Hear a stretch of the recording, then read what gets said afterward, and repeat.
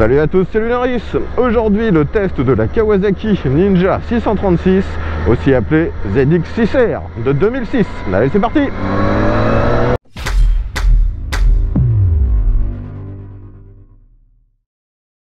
Les amis, aujourd'hui j'ai de nouveau la possibilité de vous présenter une sportive grâce à l'un de mes abonnés qui a fait pas mal de route pour que je puisse tester cette machine.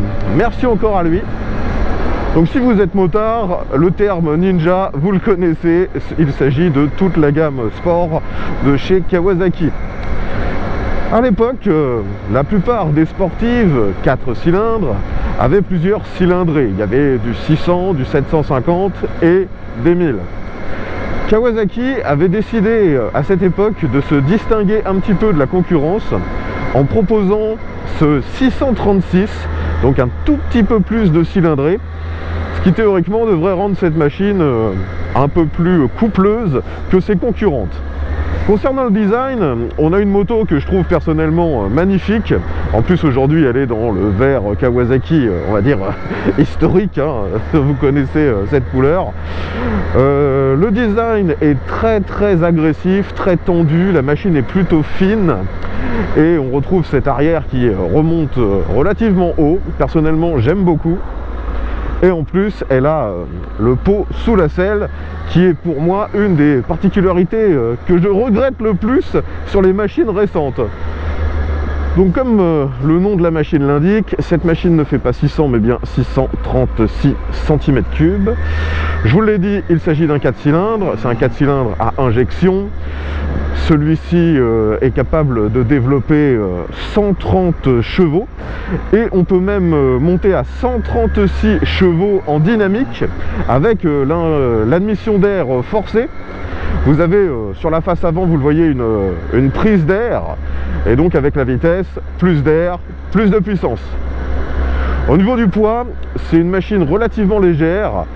Son poids tout plein fait est aux alentours des 180 kg. La machine que je vous présente aujourd'hui est globalement d'origine. Il y a juste un ou deux petits accessoires, mais sinon elle est vraiment comme elle était vendue à l'époque. Les accessoires présents sont le support de plaque raccourci et vous avez aussi des tampons sur le réservoir afin de mieux crocher à celui-ci lorsqu'on fait de la piste. Et je pense que c'est tout, hein. Il n'y a vraiment pas grand chose sur cette moto. La très bonne surprise pour moi lorsqu'on commence à utiliser cette machine, c'est que finalement elle est vraiment fine, elle est plutôt petite et très maniable, très manœuvrable. Bon, la hauteur de selle est quand même un peu élevée pour moi. Moi, vous le savez, si vous suivez mes vidéos, je fais 1m70 et lorsque je veux m'arrêter, j'arrive à mettre les deux pieds au sol, mais vraiment sur aller un quart de la surface de mes pieds. Je ne peux pas avoir les deux pieds parfaitement à plat, c'est juste impensable. Le réservoir, lui, n'est pas non plus super large, on peut bien plaquer ses jambes contre lui et la position, forcément sport, n'est pas si extrême que ça. J'ai connu d'autres motos de ce genre avec des positions bien plus désagréables. Là, on a ce guidon bracelet qui est pris sous le tête-fourche, mais il est relativement proche de nous, donc on n'a pas les bras tendus vers l'avant et on n'est pas obligé de s'allonger sur le réservoir. Les repose-pieds, eux, sont bien sûr assez hauts, un peu vers l'arrière, mais de nouveau, rien de très extrême. Allez, premier rond-point. Instantanément, cette machine ne demande qu'à se pencher. Elle est très vive et surtout, elle donne un sentiment de légèreté. On a l'impression d'avoir une machine plus légère qu'un 600. Bon, la position sur la machine, forcément basculer vers l'avant, ça ne permet pas de prendre les infos aussi facilement que sur un roadster ou sur un trail, vous vous en doutez. Vous pouvez néanmoins regarder un peu ce qui se passe derrière, mais pour vérifier vos angles morts, il sera nécessaire de lâcher le guidon pour vous retourner complètement. Sur ce modèle, vous voyez qu'il y a encore les rétros d'origine qui sont pris sur le carénage avant. Et malheureusement, comme sur beaucoup de sportives, il y a à peu près la moitié des miroirs qui sont pris par mes bras. Je suis presque obligé de déplacer mon bras pour vraiment voir ce qui se passe derrière moi. Donc comme je vous le disais tout à l'heure, la moto est d'origine, y compris au niveau de l'échappement. Et personnellement, je suis vraiment content que ce soit l'échappement d'origine, car je trouve qu'il participe au style de cette machine. Il est vraiment très joli, très bien intégré dans la moto, et pour l'instant on a un bruit typique de 4 cylindres, et quand on roule à faible allure, c'est pas trop fort, c'est pas agressif. On verra bien sûr tout à l'heure ce que ça donne en montant dans les tours.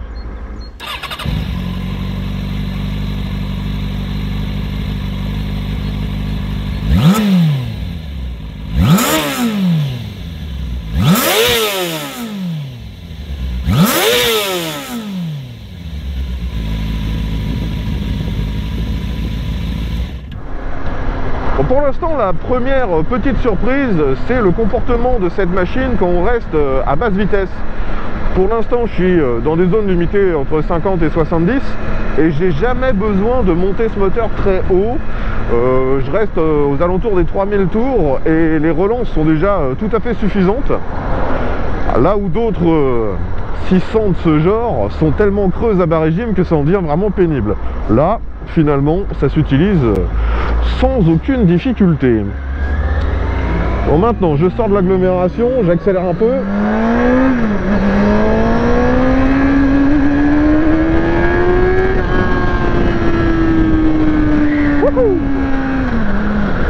Donc là, on retrouve bien le comportement d'un 4 cylindres sport. Ça prend énormément de tours.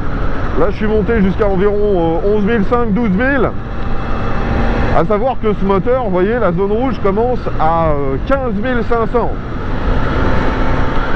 Alors j'ai oublié de le préciser, sur cette moto, la bulle a été remplacée par un modèle un tout petit peu plus haut que d'origine, car le propriétaire me disait que la bulle d'origine, elle est tellement basse que finalement, ça nous empêche de voir facilement le compteur.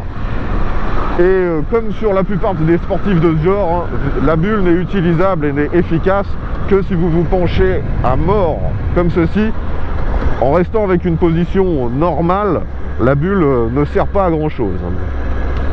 Maintenant, j'arrive sur le virage que je prends à chaque fois à basse vitesse. Bon, vous voyez que ça se comporte assez facilement. Comme je l'ai dit, la moto est plutôt facile, plutôt légère. Après, ça reste une sportive, donc avec les bracelets, vous n'avez pas non plus la manœuvrabilité d'un roadster. Gardez bien ça en tête. Les pneumatiques sont d'une taille standard sur ce modèle. C'est du 17 pouces, 120 à l'avant, 180 à l'arrière. Maintenant, me voilà sur la route que j'utilise habituellement pour tester l'accélération. On va bien sûr faire la même chose avec cette Ninja. Donc, on est sur une machine un petit peu ancienne. Il n'y a pas d'ABS, il n'y a pas d'aide électronique, il n'y a pas de traction control. C'est une moto, on va dire, basique. C'est puissant, léger, performant. Ça prend énormément de tours, donc je suppose que je vais me retrouver à 100 directement en première. Je rappelle donc, moteur 636 cm3, 130 chevaux pour environ 180 kg. C'est parti!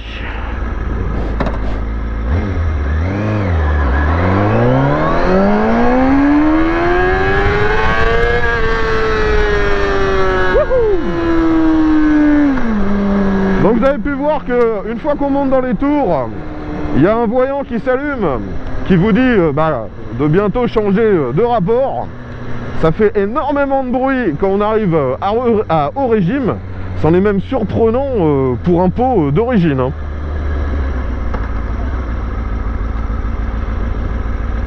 Maintenant, on va vérifier si cette machine braque bien, ce qui est peu probable vu qu'il s'agit d'une sportive.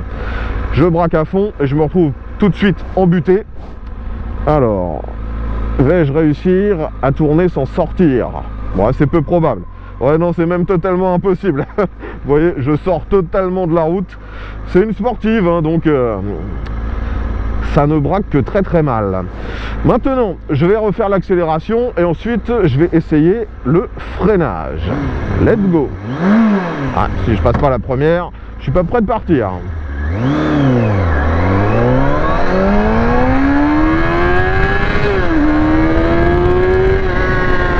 Maintenant je freine, le frein arrière ça freine quasiment rien, le frein avant lui est plutôt bon, même si y a une petite zone un peu morte, vous voyez ici, je suis pas forcément très fan. Peut-être qu'en changeant le réglage j'aurai une autre sensibilité, je vais essayer. D'ailleurs vous le voyez, donc on a un levier donc, qui est réglable en écartement, c'est un levier de chez Nissin. Par contre les freins eux sont de chez Tokiko. Et le levier d'embrayage lui n'est pas réglable, hein. C'est souvent le cas sur les sportives, même à l'heure actuelle. Donc je vais juste changer le réglage. Donc là j'étais en 3. En 6 c'est encore plus mou. 2, 1. Voilà, je me suis mis en réglage 1. On va voir ce que ça donne. Je continue le test.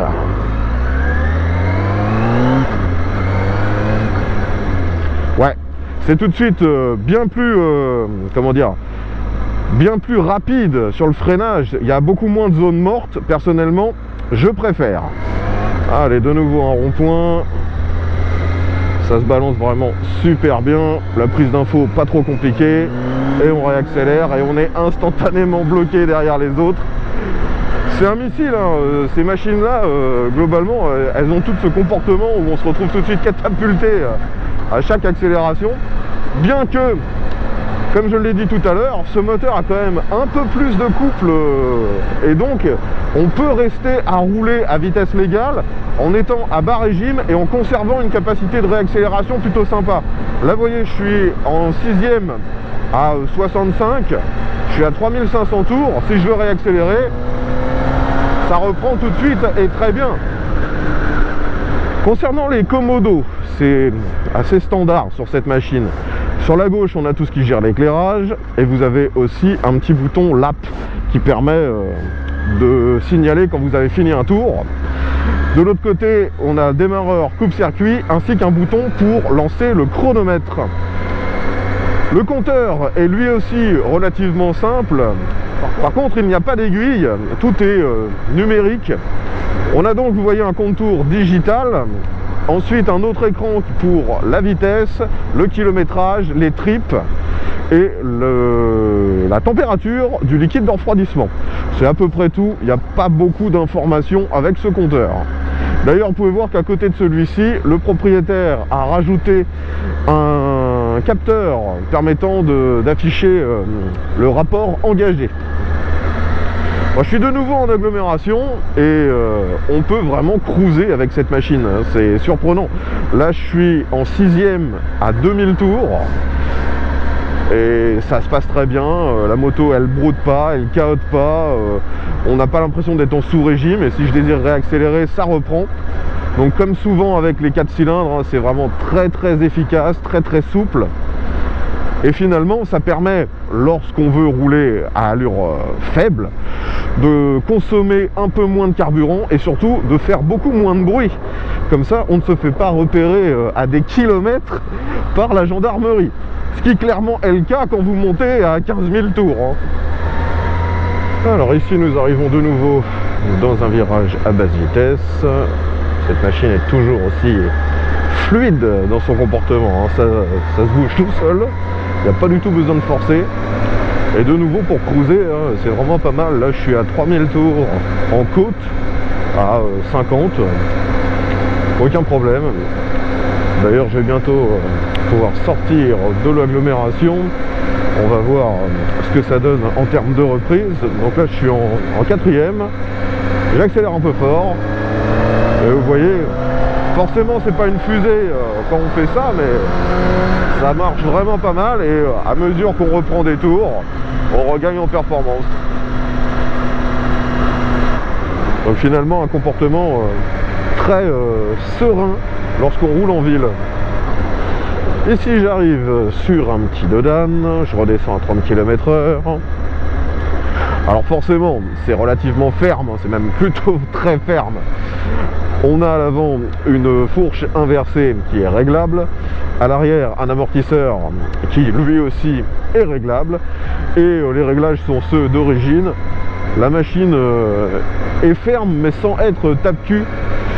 Franchement j'aime beaucoup ces réglages, c'est ce que j'apprécie sur ce genre de machine. Maintenant me voilà dans une succession de virages, voyons comment ça se comporte.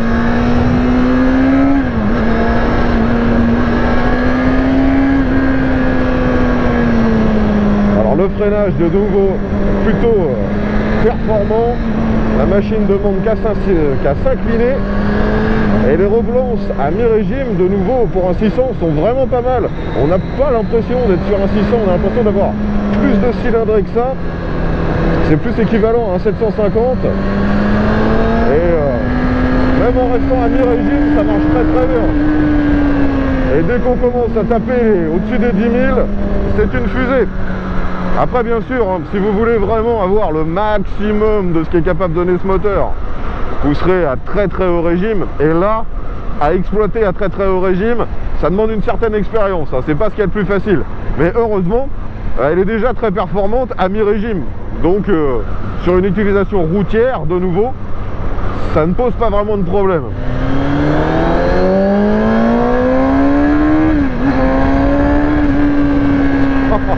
Cette sonorité de dingue.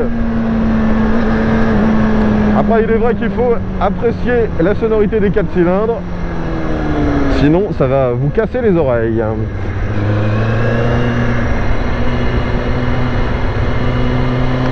Elle met très vite en confiance cette moto, c'est même presque un défaut, car très rapidement on pense être devenu un pilote alors que ce n'est absolument pas le cas.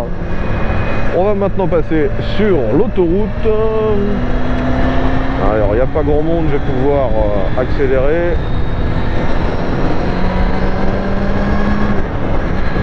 Et maintenant je dépasse tout le monde.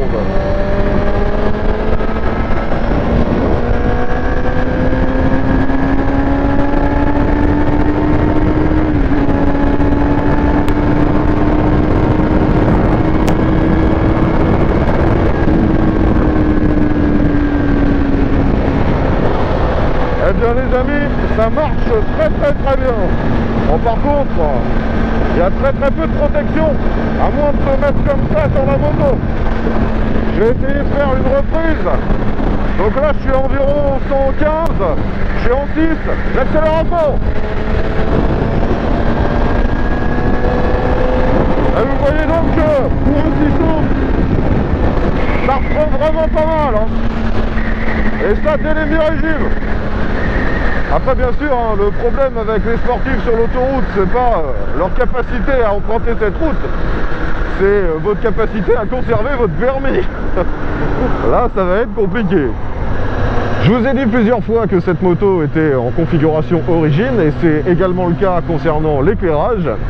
Vous avez deux feux parfaitement intégrés dans le carénage à l'avant, sont très très jolis avec un éclairage halogène. Les clignotants avant sont eux également dans le carénage, c'est très très visible, très bien intégré. Et les feux, les clignotants arrière sont eux avec une forme assez inhabituelle. Une dernière accélération.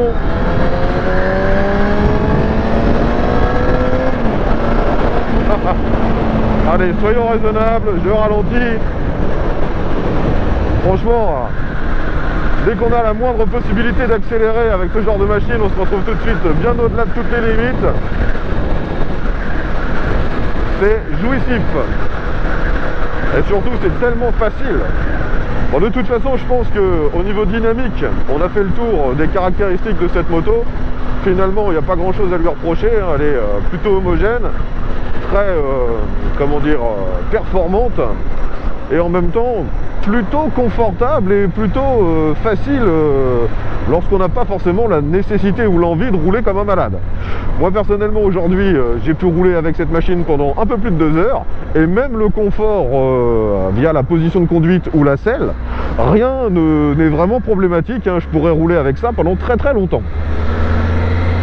Maintenant, en termes d'équipement et d'aspect pratique, comme sur la plupart des sportives, c'est plutôt limité en aspect pratique. Vous avez un rangement dans la selle passager. Ce rangement d'origine contient une trousse d'outils qui est fournie avec la moto. Et malheureusement, vous ne pouvez rien mettre d'autre. Peut-être un gilet jaune en forçant, quoi. Mais il n'y a pas du tout de place. Et ça se comprend vu que l'échappement passe en dessous. Si vous désirez rouler avec un passager, cette machine est homologuée de place, mais franchement, c'est pas forcément la meilleure machine pour ça. Vous voyez qu'il y a une très grosse différence de hauteur entre la selle passager et celle conducteur. donc vous prenez le risque que la personne derrière vous tombe dessus. Une bonne surprise par contre, de nouveau sur cette machine, c'est la consommation.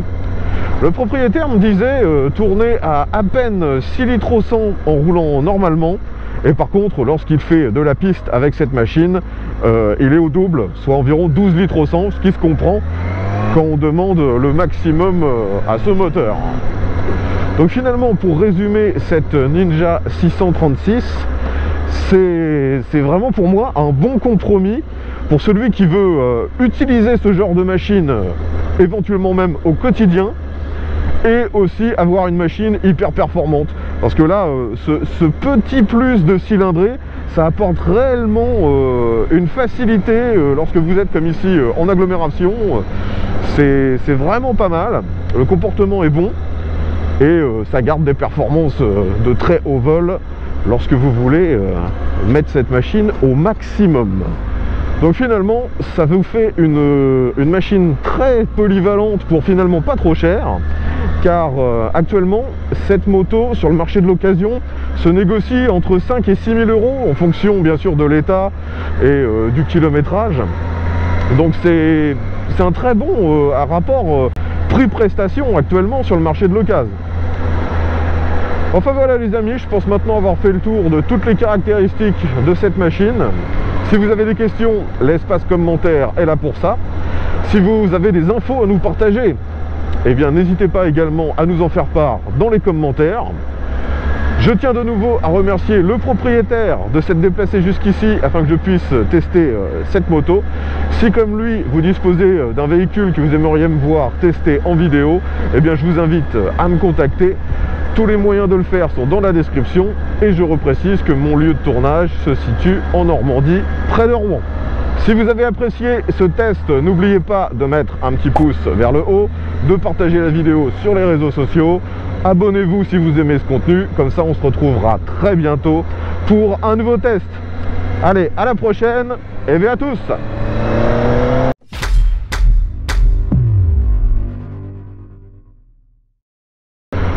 Donc vous avez pu voir aujourd'hui cette machine dans ce très joli vert Kawasaki, mais il faut savoir qu'à l'époque il y avait d'autres coloris proposés, dont un très joli bleu, et j'aimerais d'ailleurs que ce bleu revienne sur la gamme actuelle de Kawasaki. Ça manque, je trouve, de coloris chez Kawa.